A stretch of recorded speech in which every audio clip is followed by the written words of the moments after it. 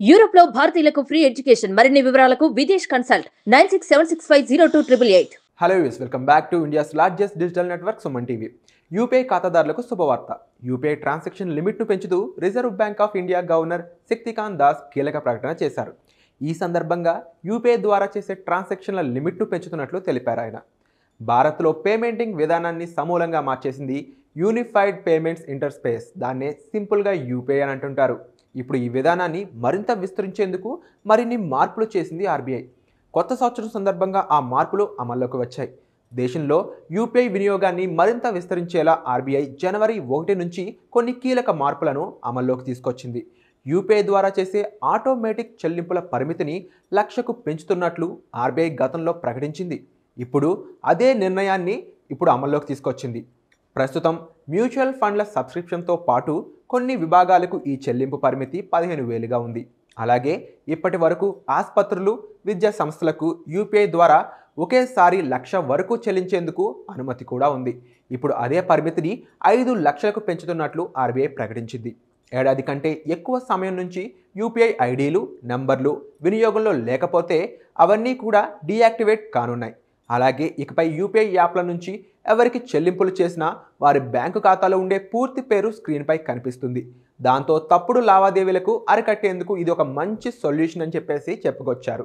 ఇక డిజిటల్ వాలెట్లు లేదా prepaid payment ఇన్స్ట్రుమెంట్స్ను ఉపయోగించి చేసే చెల్లింపులపై 1.1% ఇంటర్చేంజ్ ఛార్జ్ వర్తిస్తుంది. అయితే 2,000 పైన చేసే మర్చెంట్ లావాదేవీలపై మాత్రమే ఈ తరహా ఛార్జీలను విధిస్తారు. బ్యాంక్ ఖాతా నుంచి బ్యాంక్ ఖాతాకు లేదా సాధారణ యూపీఐ చెల్లింపులపై ఎటువంటి ఛార్జీలు ఉండవని ఎన్సీఐ స్పష్టం చేసింది. దేశవ్యాప్తంగా యూపీఐ ఏటీఎంలను కూడా ఏర్పాటు చేయనుంది ఆర్బీఐ. దీంతో క్యూఆర్ కోడ్ను స్కాన్ చేసి క్యాష్ విత్డ్రా చేసుకునేందుకు అవకాశం లభిస్తుంది.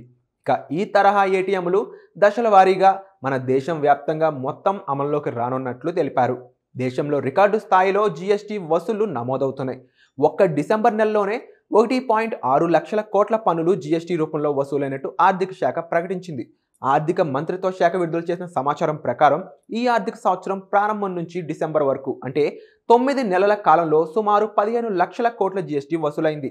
గత ఏడాది ఇదే కాలంతో పోలిస్తే 12% ఎక్కువ వసూళ్లు అయితే వచ్చాయని చెప్పాలి. ఇక ఈ 9 నెలల్లో నెలవారీ సాగుతున్న 1.66 లక్షల కోట్ల జీఎస్టీ పన్ను వసూలు నమోదయ్యాయి. జీఎస్టీ వసూళ్లలో మహారాష్ట్ర అగ్రస్థానంలో కొనసాగుతోంది. తర్వాతి స్థానంలో కర్ణాటక ఉంది. తమిళనాడు, గుజరాత్, హర్యానా, ఉత్తరప్రదేశ్ రాష్ట్రాల్లో 8,000 కోట్లకు పైగా పన్నులు వసూలయ్యాయి. జీఎస్టీ వసూళ్లలో 4,753 కోట్లతో తెలంగాణ 9వ స్థానంలో ఉంది. 2017 జూలై 1న పన్నుల వ్యవస్థలో సంస్కరణలు అమల్లోకి వచ్చాయి. అప్పటి నుంచి జీఎస్టీ వసూళ్లు పెరుగుతూ వచ్చాయి. యూపీఐ ద్వారా జరిపే వివిధ రకాల ట్రాన్సాక్షన్లపై ఆర్బీఐ ఎప్పటికప్పుడు సమీక్షిస్తూనే ఉంది.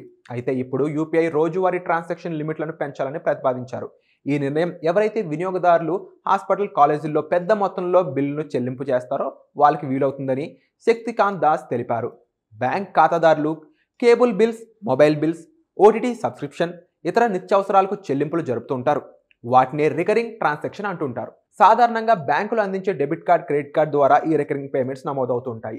వీటి లిమిట్ గతంలో నెలకు 15,000 మాత్రమే ఉండేది. ఇప్పుడు ఆ మొత్తాన్ని 1,00,000 రూపాయలకు పెంచాలని ఆర్బీఐ యోచిస్తుంది. అదే సమయంలో ఈ సౌకర్యాన్ని పొందాలనుకునే కస్టమర్లు ఈ మ్యాండేట్ తప్పనిసరిగా చేసింది.